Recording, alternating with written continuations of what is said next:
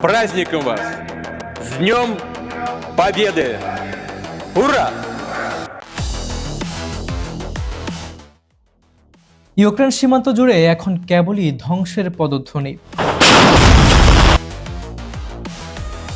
টানা ৪ বছর যুদ্ধের পরও থামার কোনো লক্ষণ নেই, বরং রাশিয়ার প্রেসিডেন্ট ভ্লাদিমির পুতিন নিতে যাচ্ছেন এমন এক সিদ্ধান্ত যা বদলে দিতে পারে পুরো পৃথিবীর মানচিত্র। ৫ লাখ সৈন্য আর শব্দের চেয়ে ১০ গুণ দ্রুত গতির হাইপারসোনিক মিসাইল নিয়ে ইউক্রেনের ওপর ঝাঁপাচ্ছে রাশিয়া।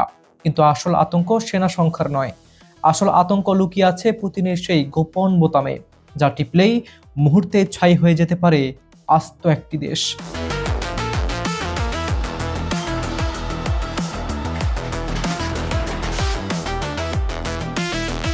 আন্তর্জাতিক সংবাদ মাধ্যম এনডিটিভির এক চাঞ্চল্যকর প্রতিবেদনে উঠে এসেছে এক ভয়াবহ চিত্র। সেপ্টেম্বরের সংসদ নির্বাচনের পরেই ইউক্রেন যুদ্ধের ক্ষেত্রে নতুন করে ৫ লাখ সেনার বিশাল ভর নামাতে যাচ্ছে মস্কো।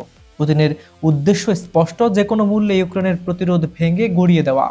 ইউক্রেনের প্রেসিডেন্ট ভ্লাদিমির জেলেনস্কি ক্ষোভ আর উৎকণ্ঠা প্রকাশ করে জানিয়েছেন, এই রক্তক্ষয়ী যুদ্ধ থামাতে পুতিন একেবারেই প্রস্তুত নন। সেনা সংখ্যা বৃদ্ধি করে পুরো যুদ্ধক্ষেত্রকে এক নারকীয় নরকুণ্ডে পরিণত করার শেষ প্রস্তুতি সেরে ফেলেছে ক্রেমলিন। শুধু নিজ দেশের সৈন্যই নয়, এই যুদ্ধে পুতিনের সাথে হাত মিলিয়েছে উত্তর কোরিয়াও। জেলেনস্কির মারাত্মক অভিযোগ, সম্মুখ সমরে ইউক্রেনীয় বাহিনীর বিরুদ্ধে লড়াই করতে উত্তর কোরিয়া থেকে পাঠানো হচ্ছে প্রায় ৫০০ অভিজ্ঞ সৈন্য। তবে এই সংকটময় পরিস্থিতিতেও হাত গুটিয়ে বসে নেই কিয়েভ।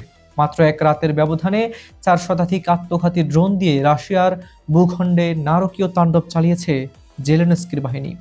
যদিও মস্কোর দাবি তারা বেশিরভাগ ড্রোনই ধ্বংস করেছে, কিন্তু ইউক্রেনের এই মরিয়া পাল্টা আক্রমণ পুতিনকে আরো বেশি হিংস্র করে তুলেছে।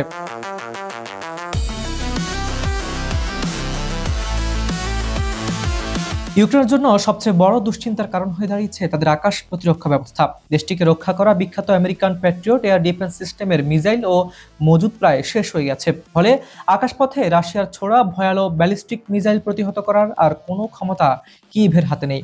একদিকে আকাশ প্রতিরক্ষা শূন্য, আর অন্যদিকে রুশ বাহিনীর অবিরাম মিসাইল বৃষ্টি।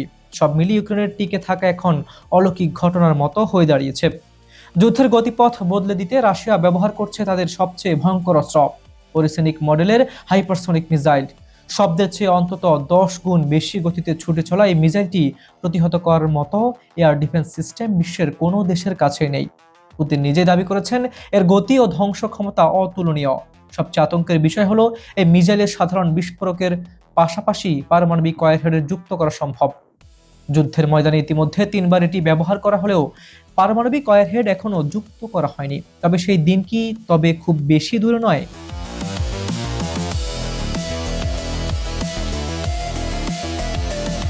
তুরস্কের পররাষ্ট্রমন্ত্রী হাকান ফিদান বিশ্ববাসীকে চরম সতর্কবার্তা দিয়ে বলেছেন, অস্তিত্ব টিকিয়ে রাখতে ইউক্রেনের বিরুদ্ধে শেষ বিকল্প হিসেবে পারমাণবিক অস্ত্র ব্যবহার করতে পারে রাশিয়া।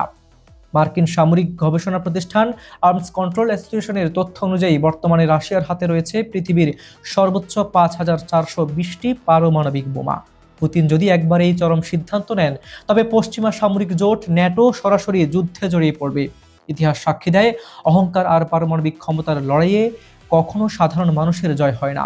আজ পারমাণবিক ধ্বংসস্তূপের উপর দাঁড়িয়ে পুরো বিশ্ব।